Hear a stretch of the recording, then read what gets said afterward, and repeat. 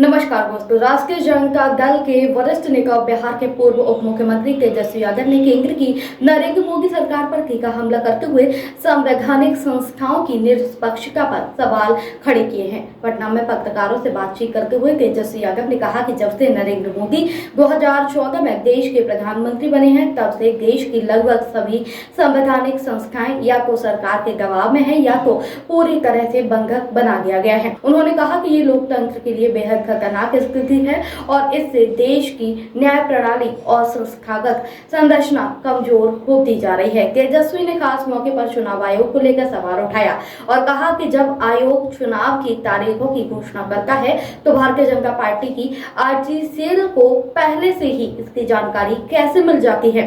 ये सवाल स्वाभाविक रूप से देशवासियों के मन में उठता है और इस पर सफाई मिलनी चाहिए। उन्होंने कहा कि अगर संवैधानिक संस्थाएं निष्पक्षता से काम नहीं करेंगी और राजनीति दबाव में फैसले लेंगी तो आम जनता को न्याय कहां से मिलेगा।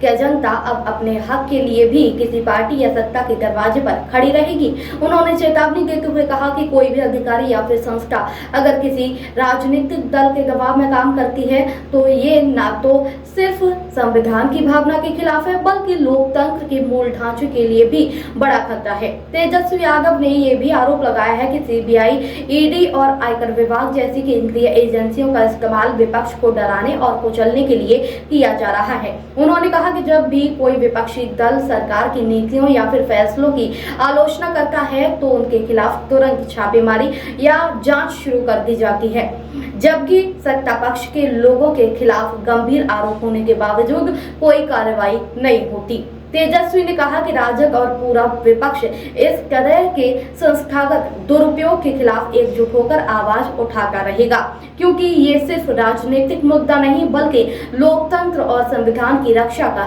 सवाल है। शंका तो लोगों को होती ही है। आप सब लोग जान रहे हैं 2014 के बाद से जब से नरेंद्र मोदी जी प्रधानमंत्री बने हैं तब से जितने भी कॉन्स्टिट्यूशनल इंस्टीट्यूशंस हैं, संवैधानिक संस्थाएं, सबको हाईजैक कर रखा है।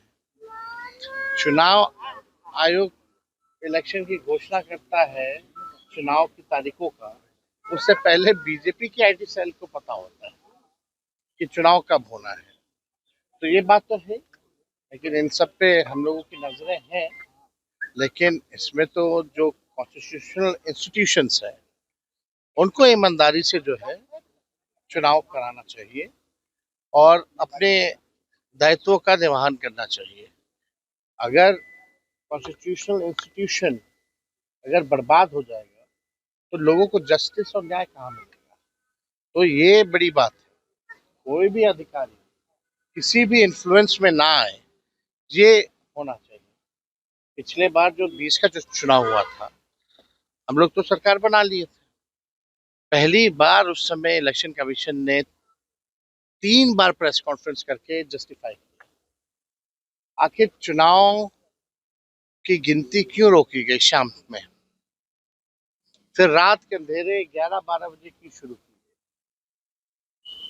और जो जीते हुए कैंडिडेट जिनको अनाउंस कर दिया गया था शाम में हमारे, उनको किसी को 12 वोट से, किसी को 100 वोट से, किसी को 500 वोट से घोषणा होती है कि हार गए। जो जीते हुए शाम में थे अनाउंस्ड, ये कह के कि भाई अपडेट किया जा रहा है कंप्यूटर। तो इस तरह की बातें तो हैं। साथ में सभी लोगों को सजग भी रहने की जरूरत है और देश की जनता ये मानती है कि जितने इंस्टीट्यूशंस हैं अब बीजेपी का एक प्रकोष्ठ के रूप में पार्टी का काम करना है। अरे भाई साहब, आप लोगों को क्यों चिंता इसमें करना है? आप लोगों को इसमें कोई चिंता करने की जरूरत नहीं है। हम सब लोग जो है मजबूती से सरकार नहीं बिहार बनाने का काम करें। दोस्तों, आपकी राय हमें कमेंट में जरूर बताएं। ऐसे ही लेटेस्ट अपडेट के लिए हमारे चैनल रॉयल बुलेटिन को लाइक, शेयर और सब्सक्राइब करना ना भूलें।